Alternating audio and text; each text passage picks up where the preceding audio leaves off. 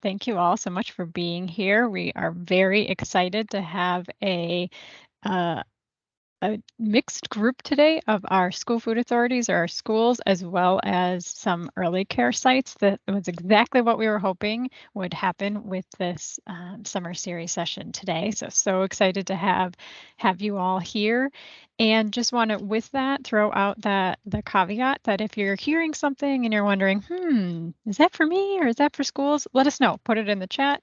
If you feel comfortable, you can raise your hand also, and we can help you get off mute to get your questions answered. We hope this will be an engaging conversation, and would love to hear from you all. At the same point, if you have a question that you want to take offline, that's what we're here for. So feel free to get in touch either with myself or you'll get to hear from Martine and Taylor here coming up. With that, super quick overview before we get to the good stuff, before we get to hear from our friends at Fresh Farm.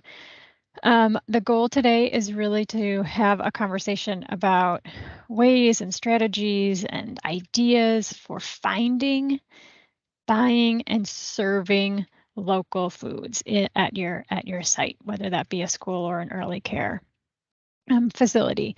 And we give it this big fancy name, we call it procurement, and that can mean many different things, but we just want to simplify it today to say, how do you find it? How do you get it into your site? How do you serve it? How do you get kids and families excited about it? So that is our conversation for today. And to get us all warmed up, if you haven't found the chat, we're going to give you a chance to find it now. Let's move forward to our first warm-up activity. So we're going to, again, use the chat. And when you hear the word procurement, what do you think? Do you think, what? That's answer A. B is, sounds familiar. I'm pretty sure I've heard that. That's B. Or C is, I know everything about procurement. Let me show you my procurement manuals. Or D, feel free to answer on your own. So use that chat. While you're there, feel free to say hi and introduce yourself too, if you want to say where you're from. And as we are getting those answers, this will just give us a sense of kind of where we're coming to this presentation, what kind of knowledge base we have, and how we can share information today that will be most useful to you all. Great, thanks everyone. I'm seeing some B's. I'm seeing some D's. Oh, complex, absolutely. Learning process. Great, keep those answers coming. We're going to keep you rolling in the chat with our second warm-up question. So this is getting more to that how do I find local food? So when you are thinking about your meal program at your site, where does your food come from? Feel free to use as many letters as fit your site. Are you making it on site? Are you ordering from a vendor or a food service management company who may be bringing the food for you? Are you doing all the ordering from a distributor and then making it on site? So there could be lots of different answers here. The grocery store, a farmer's market maybe. Feel free to, again, use as many answers as you see fit. This is going to help us guide our conversation today. Seeing lots of B's, so good to know that we have some folks in the room who work with vendors and food service management companies. That certainly adds another layer to this conversation. All right, keep those answers coming. And the final warm-up question we have today is, we can keep this open throughout as you feel comfortable. If you had to pick the local food that you're most excited about serving, whether you already serve it or you're excited to serve it, what would it be? All right, we'll keep that going because it might take you some time to think. And we'll roll here into just a brief overview.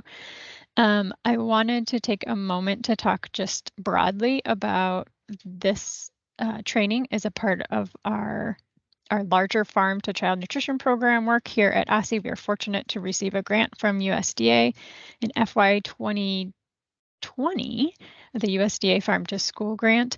And through that, we were able to offer a number of trainings, this being one of them. And the goal is broadly speaking, to increase the amount of local food that's being served in our child nutrition programs, whether that's in schools, at summer feeding sites, or at early care centers. And then hopefully also encourage those activities, those hands-on opportunities that really get kids engaged and excited about those foods so that they know that they're eating local food and excited to eat it as well. Next, please, Nigel. I know that our Fresh Farm friends are going to cover this, so I will not spend too much time here other than to say these two terms that you see come from either the Healthy Schools Act for schools or the Healthy Tots Act for early care. That's the same no matter which legislation you are working with. And this is our definition for local. So when we're saying local food, this is what we mean. It's from one of these states. We also talk about unprocessed, which can mean it's still minimally processed. That doesn't mean that you're, putting only raw apples and making those available to students. Things can be frozen, it can be sliced and diced, and all of these different processes you see here, which fortunately we'll get to hear more about and hopefully hear some great ideas.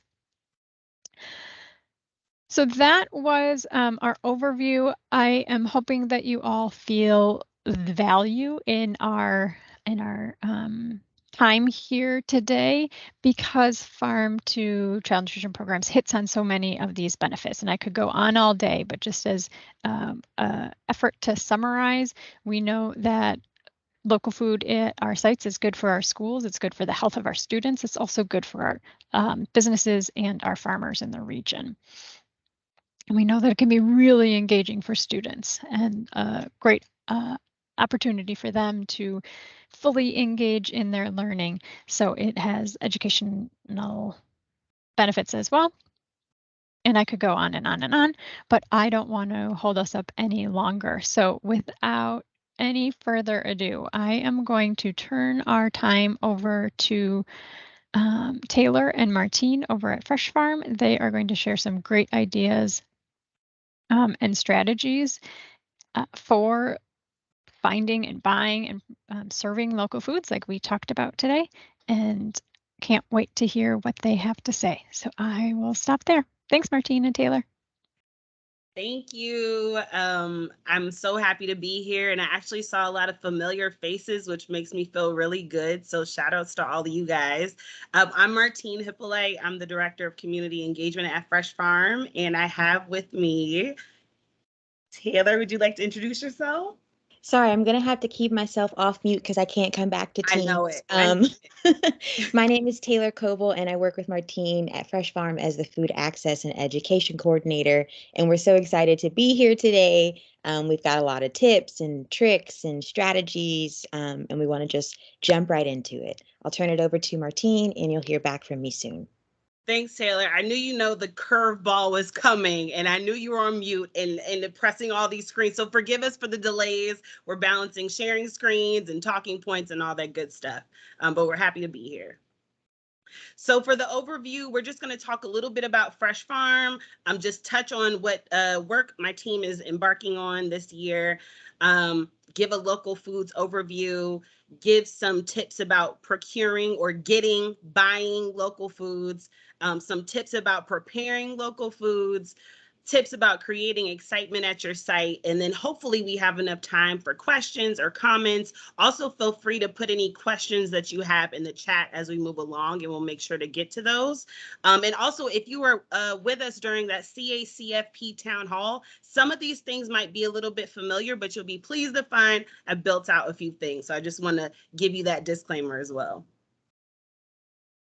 So just a little bit about Fresh Farm. I'm going to breeze through. We have 3 pillars of work. 1, to support the food economy. We do that the main way through our 33 farmers markets throughout the DMV. The next is promoting food education. We have 19 food education sites at DCPS schools. Our program's called Food Prints. And then lastly, to support food resilience by our pop-up food hub program. And so my team leads the community engagement aspect of Fresh Farm. This is a young team at Fresh Farm, but the majority of our work has been focused on these four things. So one, centering community voice. Two, engaging new and existing partners in holistic solutions. Three, facilitating community-driven coalitions. And lastly, providing training and technical assistance. And we've been so lucky to be able to work with Aussie to provide technical assistance and equipment to some wonderful EC sites. And here's my team. I won't do it. I won't gush. I do it every time. We could just breeze on by. But you'll see some of these people as we move through the year. So I guess I'll let Taylor. Did you want to go ahead and do just a little introduction and group builder for the chat? Sure. So we really want to open up this space similar to what Beth Hannah did in the beginning, just warming up our brains. So since we're going to be talking about local foods and eating habits, we thought it was only fitting to open up this space with a group builder about food. So our group builder today is think about when you were young. What was a fruit or vegetable you really disliked? Has your relationship to that item changed, or do you still dislike it? And so we'll have some folks answer in the chat. And then if we have a few brave souls who want to answer out, feel free to unmute yourself. Sorry, there's a moth just flying around me. So I'm going to try and stay still. But yeah, we'll give you guys 60 seconds of thinking time. I can't see the chat, so someone feel free to let me know what's happening in the chat. And as we think of our answers, I will give you mine. So growing up, a fruit or vegetable that I really, really, really didn't like were peas. My aunt who used to babysit us would just give us peas out of the can, no salt, no pepper, no butter. If you didn't finish them for lunch that day, they were waiting for you for dinner. If you didn't eat them for dinner, they were waiting for you the next day. And so I really, really hated peas. But then as an adult, I've started making peas. You can put as much butter as you want. You can put salt on it. And I just love having peas as a full-blown meal on its own. So I'd love to open the floor for 2 or 3 people to share. What was a food you really disliked as a child? Has your relationship changed to it? I want to say we're getting some responses in the chat. So we have okra. That's mine as well, John. We have mushrooms. There was a distaste for plums, peas. We got Brussels sprouts in the house. I second that one. I always try to hide my Brussels sprouts. And if anybody feels eggplant, yep. If anybody feels moved to come off a chat, you can pop off of mute and share. Otherwise, we'll keep it on moving. More peas, Brussels sprouts, and no change. Jerry says there's no change. No change. Okay, thank you. I think that's solid. And as you reminisce on childhood, if you think of an item or two, because I'm really giggling from these, feel free to continue to put them in the chat. So also just setting the scene for how we want to move throughout this virtual space together. Because this is being recorded, it's okay if you leave your cameras off, but we're going to have some opportunities for you all to engage with us, engage with one another, interact. And so we really ask you to blow up the chat. If you have questions, feel free to drop them there. Once we get into our interactive activities, we ask that you try your hardest to participate. And with that, we're going to just get it started. So Martine's going to talk a little bit about what is the importance of local, why should we even care? And then you'll hear more from me about what this actually looks like in practice. Yes. So why local? There are a few main reasons why getting local food is the best option. One, local food tastes better. So you're really getting food that's seasonal. That means that it tastes the best. That means that it grows the best. And that means that it's traveled the least distance to get to you. Another big reason is that local food can be more nutritious. So sometimes when local food is on the shelf or traveling across the country or sometimes from other countries, it could incrementally lose nutrition value. So Another thing is it's more nutritious. Local food is good for the environment. Local food can support the regional economy, and local food can support the ecosystem. So when we talk about what is local food, a lot of people believe that local food is just, Taylor, you can move on. A lot of people think that local food, when they think of local, they might think of DMV. But if you look at this map, which I'm sure we're all familiar with, local food could be all the way up from Pennsylvania, New Jersey, and all the way south, all the way down to North Carolina. So those states are what qualify as local food. And then also Beth Hannah mentioned the process note. We don't have that slide there, but essentially when you're thinking about, does this qualify as a local food, you want to think, has anything been done to this food or added to this food that might make it more processed? So processed can be frozen or sliced or diced, but that's okay. Aren't any additives or alterations happening to the food. But those are the two main questions that you want to ask yourself. One, did it grow or come from these states in that map? And then secondly, did anything happen to this food to change the chemistry of the food, or I don't know if there's another simpler way to put it, but anything added to this food from the time it was harvested to the time that it got to your center. And if it's just sliced, diced, peeled, frozen, refrigerated, although that's processed, that's still okay. So those are the two main questions that you want to ask yourself to see if it qualifies as being a local food. So before we jump into our best tips and strategies for buying and serving local foods, we wanted to open up the floor and hear a little bit from you. So we're asking you to put your tech hats on and go to this website called minty.com. And then if you can enter the numbers on the screen, I wonder, someone who has access to the chat, can you copy this code into the chat so it's a little bit easier for folks? Once you go to Minty and enter this code, you'll be able to submit some answers. And we want to know what challenges or barriers keep you from buying or serving local foods. And then I'm going to stop my screen share for, okay, you guys can see this.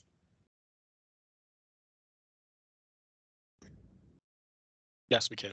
Okay, thank you.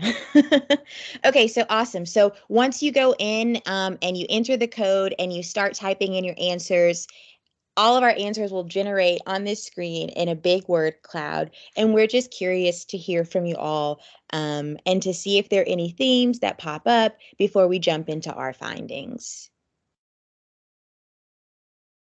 And then also feel free to just use the chat feature as well, if that's easier than heading over to Minty.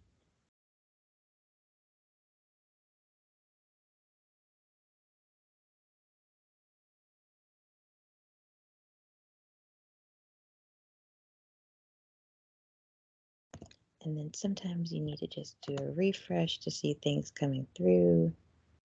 Okay, look, and then it's working. And we're just gonna do full screen. Oh, oopsies. I don't know how to get back to full screen. Okay, we're just gonna keep it like this. Nope, there we go. Okay, so things we see coming through: kitchen space, time, not sure where to find it. Okay.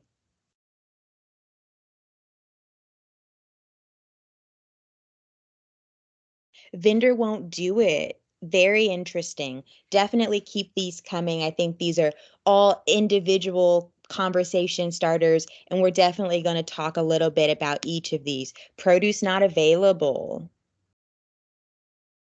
Okay, somebody's just lucky. They said, I haven't had any barriers. Okay. Yeah, I'm loving this. We'll take a few more. Feel free to jump in with as many as you can.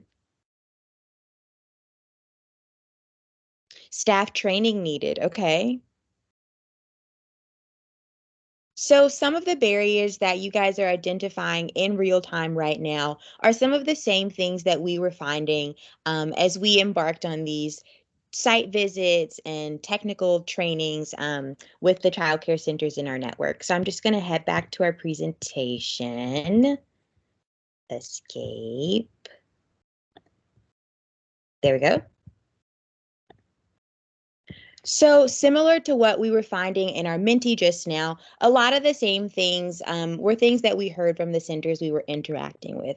So starting off, just people were unsure about what local food is. What does that mean? Where do I find that at? And in addition to that, even if they had knowledge of where local foods were, not everybody has the same kitchen capacity. If you only have a microwave, you may not be thinking about how can I make eggplant at my center. Similarly, if you only have one small refrigerator, it may not make sense for you to source wholesale products because you don't have the space. We also heard a lot about buy-in from staff, from children, and from parents. We heard providers saying, I'll be sourcing local fruits and vegetables, but the kids won't eat it, or the parents don't seem to care about it. And then on top of that, everyone is really concerned about the cost of local goods.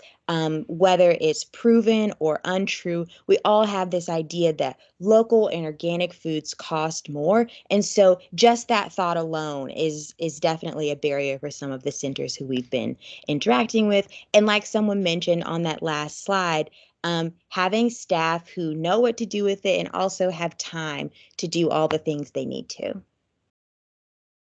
But luckily we are here and we've done a lot of the research and just a lot of like the thought processing behind everything to figure out where can we really buy local foods in ways that are accessible. And so we're going to talk about 3 places to buy local: grocery stores, farmers markets, and wholesale.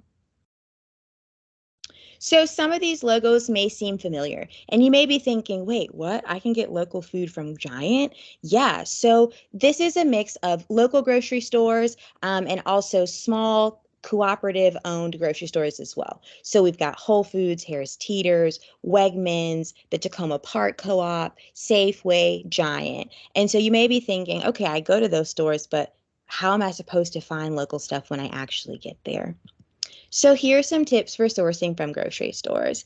The biggest tip that I could give you all is to familiarize yourself with the names and logos of local farms before you go. And so the image on this slide is actually a farm called Bowery, and they have a ton of different greens, and they're in Whole Foods, Safeway, Walmart, Giant, and a bunch of other grocery stores. And so knowing what their packaging looks like, knowing what their name is, has been super helpful. And I promise you, if you go to Harris Teeter or another grocery store after this, you might see Bowery and you'll be like, okay. And that's one way to make it easier to source from the grocery store. In addition to that, visiting the store's website to know if there are any indicators or signs to look for can really help you navigate the store. This logo in the bottom corner is what you can find at Harris Teeter to let you know that that came from a local farm. And then also just being mindful of the packaging and just taking that extra step of looking and seeing, okay, where is this from? And almost every single time, everything will be clearly labeled. It may say Mexico, it may say Peru, it may say Pennsylvania, but really just using those clues while you're in the store will be helpful. And if you're thinking, okay, but where do I even start? Grocery stores are so excited to be carrying and selling local goods that every single one of these listed below, these are clickable hyperlinks. If you click these links, they give you a list of names, locations of local farms. And this image here is just a screenshot from Giant's website. And so later, after this presentation, if you click on this link and you click view all, it will give you a list of meat, dairy, produce, anything you can think of. So because grocery stores are really happy to be doing this, they have a lot of that information readily available on their website. The second thing we're going to talk about are farmers markets. So if you're looking at this slide right now and you're thinking, wait, those are all farmers markets near me? Yes, these are just farmers market entities in DC and Maryland, really. I didn't even go into the Virginia side, but farmers markets are a great place for you to try and get local produce. And similar to our last slide, we've kind of thought through what are some tips that we could offer you all to make sourcing from the farmers market easier. The first thing you've got to do is find a farmer's market near you. At the end of this presentation, we're going to share out a list of resources, which includes this 2022 market guide.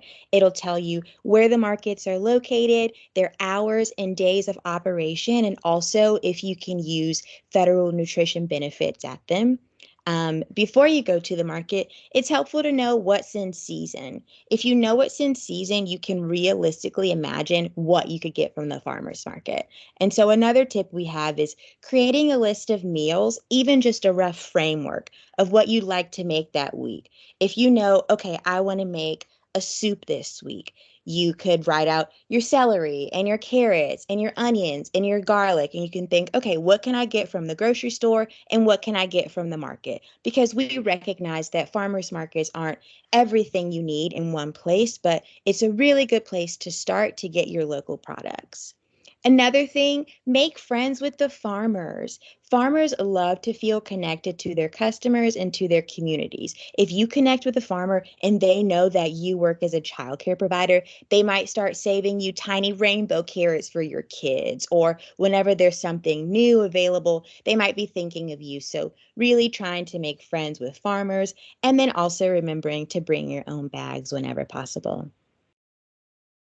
And then the last place we've really explored are wholesale distributors and buying clubs. So these are just a few examples of the distributors and buying clubs that we've heard of during our TA visits, and also things that we know from our own network. So we've got 4P, Dreaming Out Loud, Fresh Farm, Grass Fed on the Hill. All of these are examples of wholesale distributors and buying clubs. And if you have an idea of like a place where you source wholesale who you really think should be on this slide, please feel free to drop that in the chat, because we are still really learning about this, and we really welcome you all as Think partners.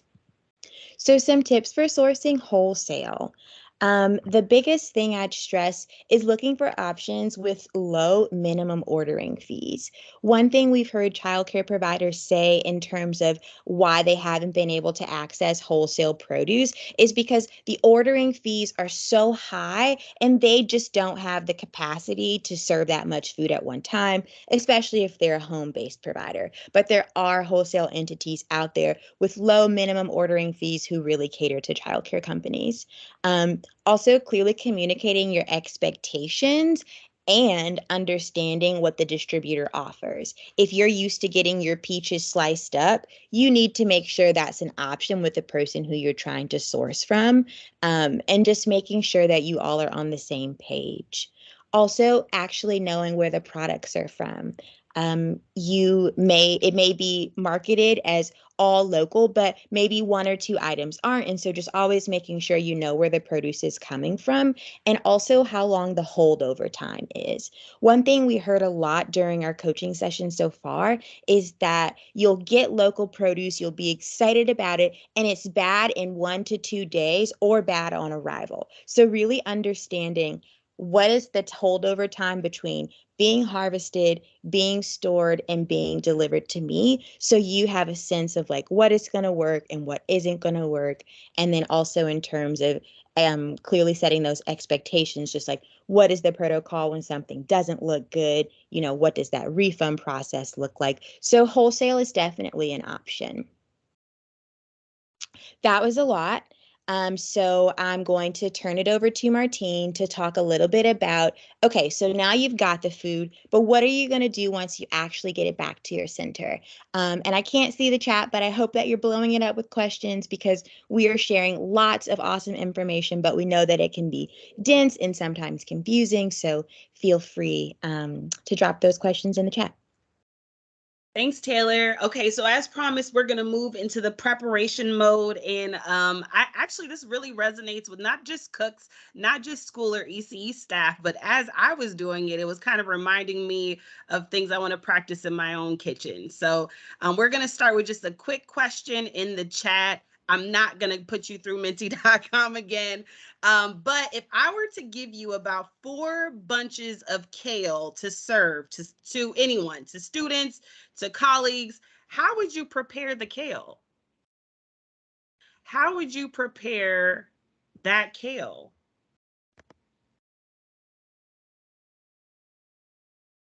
What would you do with it? Ooh, we got some kale chips in the house. I like that.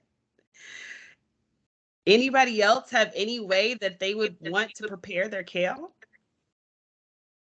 Smoothies, yep, can't miss. Smoothies do not miss. Okay, awesome. Well, I'll let you guys keep those coming and we can move on to these preparation tips. And of course, I think a lot of this will be a reminder, but the first thing is really the preparation in advance. As a lot of times ECE centers and schools and cafeteria staff comment on staff capacity and lack of time to prepare.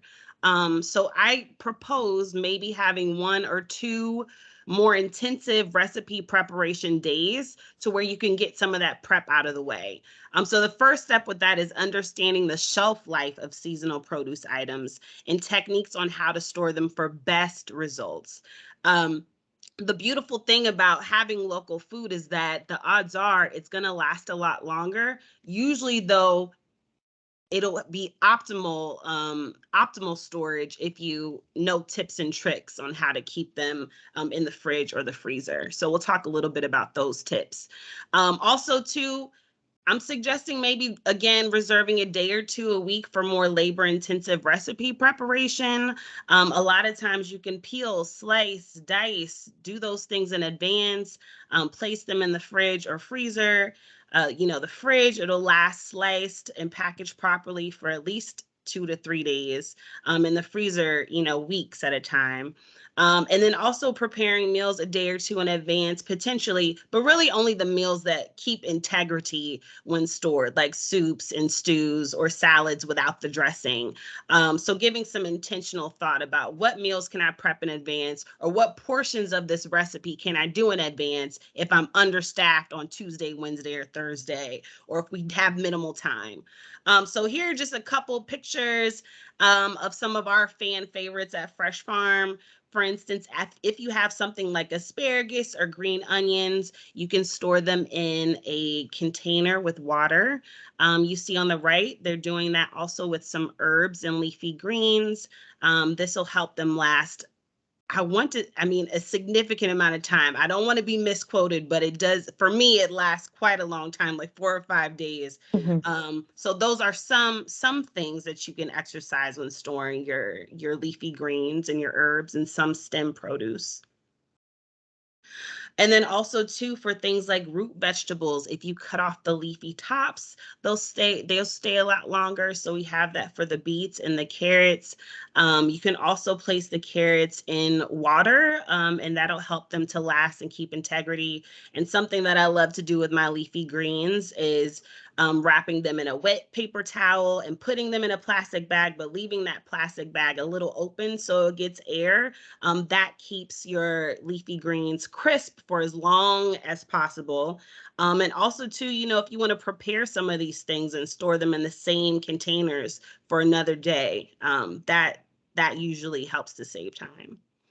And so here we have some prepared foods. I mentioned before, if you wanted to make salads or slaws in advance without the dressing, those will keep their integrity at least a day or 2. We do a recipe with apple, beets, and carrots that lasts a couple days. You can also prepare your soups or stews or chilies in advance and freeze them, and they have a pretty long shelf life. You can also freeze baked goods, and they'll also maintain integrity within the freezer. So another thing is just, whittling it down to simple recipes and simple techniques. So capitalizing off of things that really only take 2 or 3 ingredients, and minimal steps required, like roasting or sauteing. The reason I love to suggest roasting is because you really just need olive oil and salt, and the slow roasting within the oven are going to bring out the natural flavors, bring out the sweetness, bring out a little caramelized flavor notes for the food. And also, it's low maintenance. So it's one of those cut, toss in the bowl, and then pop in the oven.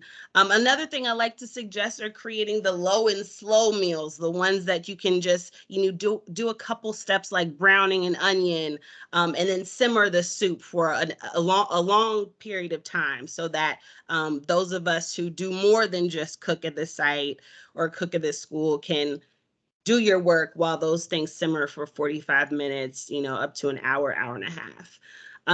Another thing is, caught a typo, diversifying your salads and your slaws. Sorry, I had to. And then also tossing fresh produce into fan favorites. So I saw someone mention earlier in the chat, pizza. Absolutely toss kale or tomatoes on that pizza or in that quesadilla or in that cheeseburger. I hear a lot of these favorites with your students would be beautiful with some local food or local produce on top. And so Taylor made this wonderful slide about some recipes that are linked that you can prepare the day before or store for, a long period of time in the freezer, or a few days in the fridge. So we have our overnight oats, sauteed apples, applesauce, any pureed or blended fruit. You can even freeze the pureed fruit and have popsicles or a frozen treat for your kids. Homemade marinara sauce and pesto, things that you can make in a food processor or blender and put in a plastic bag and freeze away. Stir fries, soups and salads, etc. And on the next slide, we have some kale fan favorites in honor of our little icebreaker a few minutes ago.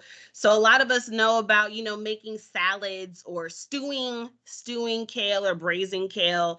We had someone mention kale chips. We love making kale quesadillas, kale omelets, kale and white bean soup, tossing in a smoothie, tossing in fried rice. So there are a lot of different ways to diversify the use of your local produce items.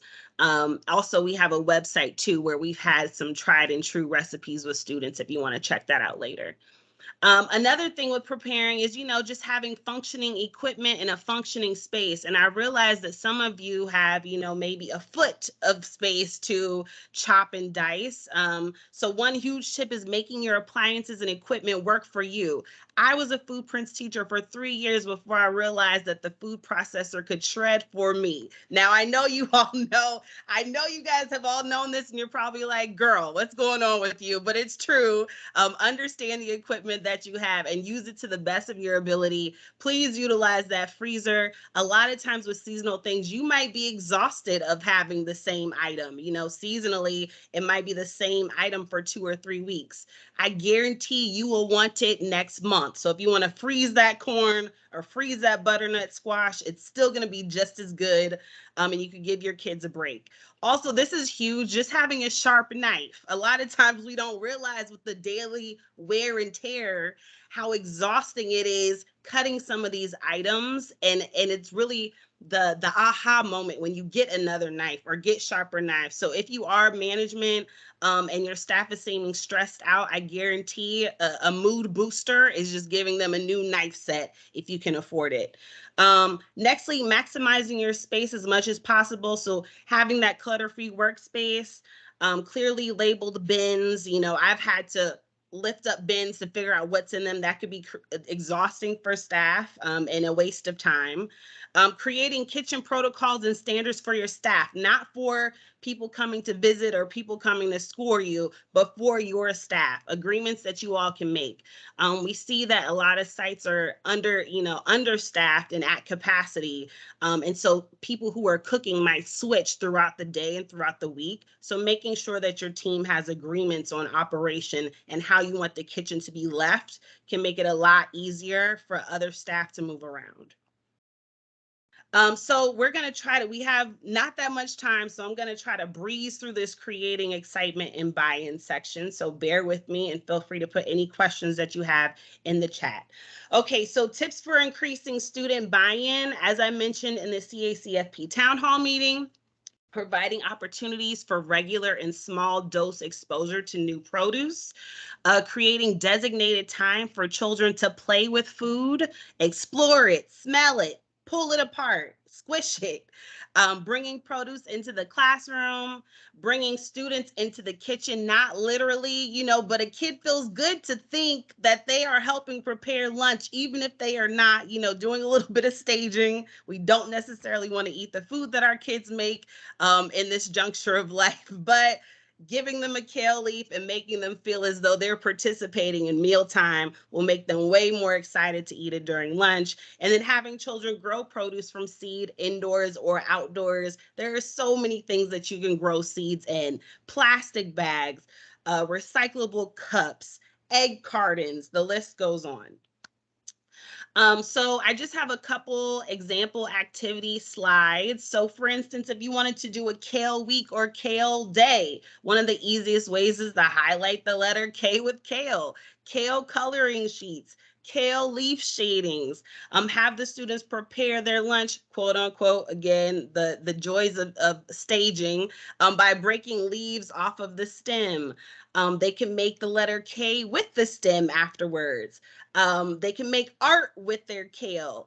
And then afterwards, when they're in their mealtime, can they find and eat the kale they made or have been focused on all week? So the next one's on beans. I love beans. There's so many things that you could do with beans. Again, highlighting the letter B with beans, counting beans, sorting beans, having a sensory bean station with bowls and cups and spoons, making art with the beans, planting a bean in a cup or plastic bag. And then, when you finally do serve that bean, how many delicious beans can you find and eat in your soup? So these are very simple, low-cost activities that make kids super excited about what you are preparing. Please keep in mind also that kids do take about 7 to 12 exposures to food before being open, especially if they're not eating it in their household. So please don't give up if the first or second time you serve kale, the children are still pushing it to the side. It does take some time to build habit. So tips for increasing parent buy-in, learn how your parents want to be engaged at your site. So some sites and schools have very busy parents that have not so typical working hours and may not necessarily want to engage with you the way that you want to engage with them. So keeping in mind how parents want to be engaged around local foods, incorporate local produce and parent engagement events. So maybe if you are having a pizza party or a hot dog and chips, party, maybe having a local produce item like a fruit or some salad on the side to model local food. Incorporate opportunities for learning and parent correspondence. Generating excitement with your site children will likely transfer to the parents. So that's one of my biggest tips of kids being our advocates with local food. And so these are just a few things that we've done at Fresh Farm, providing newsletters at ECE sites, having very quick voting stations, either, a recycled shoebox, anything where we can get parent voice and parent surveys without them feeling like it's a stressful thing. And then the last photo there is of one of our community food educators doing a after school tasting event and voting station. I put that, you can't see parents, but what you couldn't see in the pictures that there are a whole bunch of parents behind their kids. So we're using the kids to pull the parents in. So again, generating that excitement with students usually flows to the parent. So tips for increasing staff buy-in, introducing opportunities for conversation and mutual learning, sharing knowledge and passing on learning opportunities when appropriate, encouraging staff wellness and role modeling, acknowledgement and appreciation, and then always sharing the big why so they know the purpose and the reason are a little more motivated. So here are just some example talking points. We found when we were talking with ECEs, sometimes there is miscommunication between management and cooks. So these are just a few talking points when you want to introduce changes with those who are preparing food. For example, I'd like to incorporate more local produce in the kids' meals next week. What do you think about that? Really just offering the opportunity for feedback. Here are the seasonal items available this month. Which foods are you most comfortable with preparing? So we can't assume that our site or school chef or cook is able or has the knowledge to prepare the food. So again, providing them with recipes, support, and sometimes just asking makes them feel appreciated. I like to challenge us to try something new this month. Have you ever prepared blank this way? Again, engaging them in that conversation to temperature check skill and knowledge without being judgmental. What do you think will be most challenging about preparing this next week? How can I support you? Have you ever made such and such? Do you need help finding easy recipes? And then also just reminding cooks that kids may not be receptive to new things right away. Maybe there's some strategies we can work on in the classroom. Again, helping site and school cooks feel supported and reminding them that sometimes it has nothing, most of the time it has nothing to do with your cooking or the child's inherent interest. It's just about building up those exposure points. And so I don't think that we have enough time for a breakout room or reflection. I think we should just move into whether or not anyone has questions or comments. About 7 minutes. Or maybe we did have enough time for a breakout room. No, I think this is good. I think this is good. Yeah, I think this is a good point. I love the What's in Season poster. So if anybody has any questions at all or any follow-up information they'd like for us to send or Beth Hannah to send, feel free to drop it in the chat. And if you don't have any questions, that's okay. We could pass it back to Beth Hannah and team.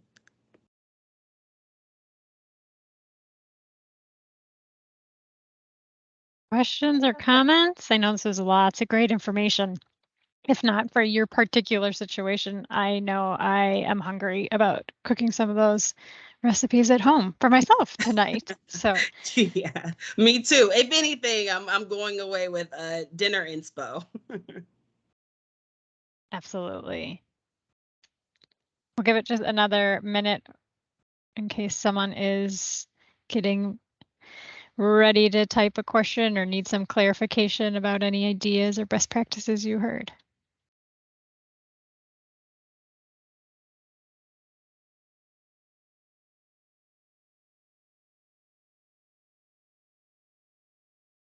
All right, I'm hoping Taylor and Martine, you can either drop your information in the chat, or I know we can work on getting some follow-up information shared as well. And want to give a huge thank you to you both for helping us think through what sometimes can seem overwhelming and seems like a great idea, but not quite sure where to get started or what it means for me and my site. Hopefully you all are feeling as inspired as I am. I know that there are some on the call that have already had the opportunity to connect with Fresh Farm through the coaching sessions, and I'm so pleased that that continues to be an opportunity. So let me know if you have questions about that.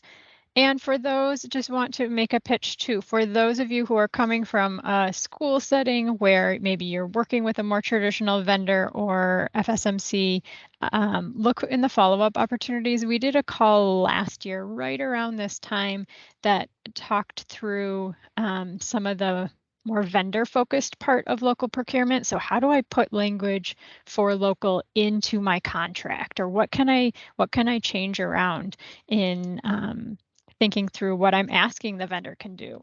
If you're working with a FSMC, a food service management company, some of these things that you heard on the call today, you can ask of your food service management company, right? They're providing services for you. So if you want classroom education or you want things posted on the menu, you're looking for opportunities for family engagement, we have different language all ready to go that you can put into your contract as you think about that next year. So all to say, we'll send that recording out as well. So hopefully between these two trainings, you're taking away lots of pieces that are applicable to your site and your situation.